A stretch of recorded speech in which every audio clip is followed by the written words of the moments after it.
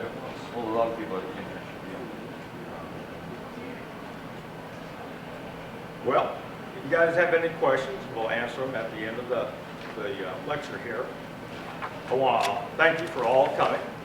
My name is Wesley Smith, and I don't normally dress this way. But, now I know I'm crazy, but I want history to come alive for you. I am here to take you on a journey through the U.S. money display. Now, the display features the fractional currency series put out by the government in 1862.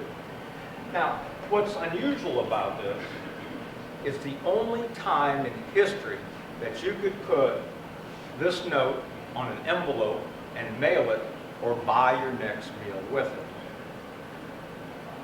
Now, this series is called the fractional currency series, but the very first issue was actually called postal currency. The reason for this, we did not, or the government did not produce currency yet. The Constitution had no provision for the government to produce paper money. So, what happens here, you have in the second issue, that's when it becomes fractional currency. But fractional currency had occurred once before, and you can see during the Revolutionary period. This second issue is actually the first currency that the government produces. Now the thing is, you might ask, why did we need this? Or why did this happen? If it wasn't for the Civil War, this would have never occurred. As you can see, like with this coinage here, because the government did not act fast enough, businessmen started putting out, at first, they would put out like IOUs or paper currency. But then, people really didn't like paper. They wanted more like coinage. So at the top here, you can see the Indian head penny that the government put out. And then there's 10 Indian head coins that businesses put out. Now with these tokens, they call them tokens, there are a lot of different things that were put on them besides the Indian head. Now, with this second issue here, what happens with this panel, you can see that before 1862, anybody, they called it the wildcat banking era. You could have, pretty much anyone could produce paper currency and put it out. The government was not doing it at this time like they are now. What's special, excuse me,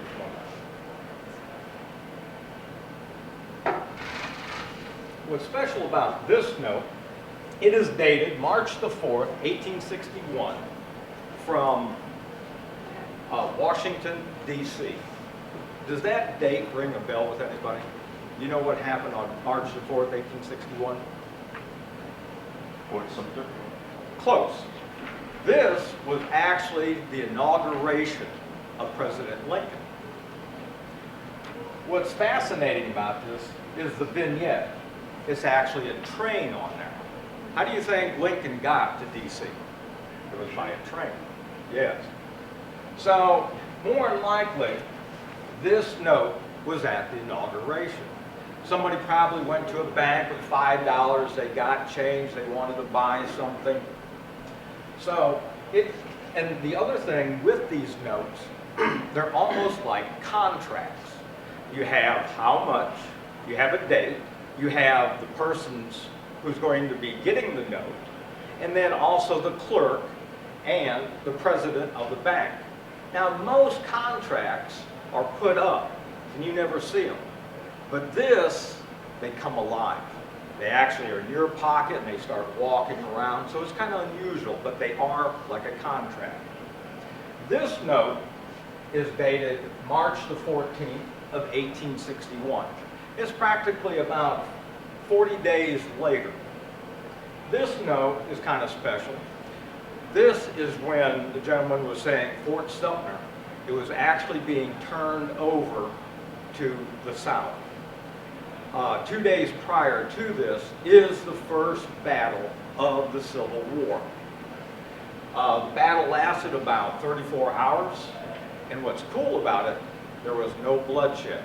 No one died on that first battle. Now, while they're turning the fort over, there's a 40-gun salute. And during that, one of the batteries exploded, killing one that day, fatally wounding another. Now what's interesting, 4 years later, to the exact day, President Lincoln fell to assassin's bullet. This next panel is dated in 1792. And what's interesting about this, they talk about a legend where Washington actually took his silverware and produced the first half dime. They didn't call them nickels. It was almost like Disney is what the word is, but it was a half dime. What I was questioning is why would Washington do this? So you start thinking about it, he realized for a country to be sovereign, it has to produce its own coinage. So almost a year before the mint begins, he puts this out. So to me, this is a sacrifice for his ideals. This next panel shows from 1793 our first issued pennies. There's about 4 different ones, also a half a penny. Now, this down here is our first dollar. Now, if I ask you, what is the color of money? Does anyone know the color of money? Oh, now, green money, don't we want green money? The thing is, has it always been that way? Has it always been the color of money as being green? Prior to 1862, the answer is no. So it asks a question here, which one is counterfeit? So just think about green money. Now, if you ever heard of greenbacks, it's the same thing. It all starts with that $1. Now, with this here, what's interesting, this is from a song cover. And you'll see the allegorical figure that that Lincoln is made to look at, which is war. But in this display, Lincoln, I think he's Washington, but Lincoln, he is actually able to look at peace. Because that's what he really wanted. He didn't want war. Now, with this panel here, this is the 3rd series of the fractional currency. And what's interesting about it, you'll see this gentleman right here. His name is Treasure Spinner. He's on the 50 cent. There was a problem in 1862. As we talked about, there was no coinage. So when you went to buy your milk and your cheese and your butter, they didn't have any coins to give you. Well, it's his problem. So and this is our stamps from 1862, and above it, you'll see that our stamps began in 1847. And this is a proof of those. So he's sitting at his desk. He asked for some paper. And what he does, he takes these stamps from 1862, and he starts putting them on the paper. And he puts 5 of them, 5 cent, which is 25 cents, 5 10 cents, or 50 cents. And when you look at this, you can see he just simply took our stamps, put them on a piece of paper, and made these notes. Now, what's interesting about the 3rd series, this gentleman on the 5 cent, his name is Clark. Superintendent Clark of the newly Currency Bureau, the National Currency Bureau. Now, the story goes that Congress wanted a Lewis and Clark on the money. Well, I guess Clark didn't hear Lewis, so he puts his image on the 5-cent piece. Now, you got to realize, Congress flips out. They think, oh my God, we have this lowly government employee on our money, because at this time, it doesn't matter. You can be alive and be on our money. So they make a ruling on April the 7th, 1866, that no living person can be on our money. Now, the unusual thing is, about 4 months before this, actually about 2 to 3 months before this law was enacted, this is it's called a Grant and Sherman. It's a 15-cent piece. This 25-cent, which is the Secretary of Treasury, Fenton, and Treasurer Spinner. What happens about, like I said, about 2 to 3 months before, the 25-cent and the 50-cent is put out before the law is enacted.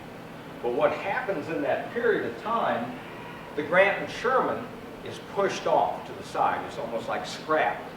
Well, you have to realize this is less than a year from the Civil War. These are the people's heroes. So when they put these on, they could see what was going on. So there was a great unrest within the Treasury. So it is said that they took, and at this time they're unifaced. They have the face on one sheet and the backs on another sheet. So it is said that they are taken from the Treasury and they're glued together. They're cut out to represent, because they felt that between Sherman and Grant and God, that the war was won. It was over. So when they cut these 3 notes out, it was to represent the Father, the Son, and the Holy Spirit. Now, in this pamphlet right here, on the back 3 pages, will tell more of the story of that. But it talks about, by midnight's hand, they rode the great steed down into the south to finish the great deed. So they raised a prayer before these were distributed into the south, that all that had fallen would not be forgotten, that brother would not fight brother evermore. And then they say, to the journey's end, that they shall rise from the south to ride again. So that's kind of interesting. But like I said, on the back 3 pages, you'll see this here. On this panel, this is called the money shield. If you would go into banks, post offices, any place of money exchange, you would see this. Now, it didn't go over very well. But if you notice that you'll see the Grant and Sherman notes on here. So I wonder, to appease the people, the unrest in the Treasury, if they let these remain. Now you have to realize these were never circulated. So when you look at this, if you believe these were circulated, it's an impossibility, because the government never released them. Now this panel here is the 4th and the 5th series. Now, you might wonder where you guys come into the story at. About 3 months before I found this note right here, I met a wonderful woman that changed my life. And she works here. And she told me about you guys. And she told me how Hendrix started in 1876. And that impressed me. I thought, that's pretty good. 11 years after the war, here in the South, a college begins. So I knew at that moment that the display would have to be here at Hendrix first. Now, as I was doing my research, this note, about a year later, I find out that the fractional currency series ends in 1876. So that's really when I think, okay, the first time that this is going to be displayed will be at Hendrix. Now, so what I do is I arrange to have it displayed, and I always get the day before and the day after. In 2012 was going to be, on August the 21st, 2012, was going to be the 150th anniversary of the release of this note. So when I got here, I put the display up. Come to find out, the next day, August the 21st, was the first day that Hendrix was going to begin in 2012. So I thought that was very unique. So that's why we're back for the graduating class of 2016. Because the way I look at it, we're both graduating. This display is finally finished. The thing is,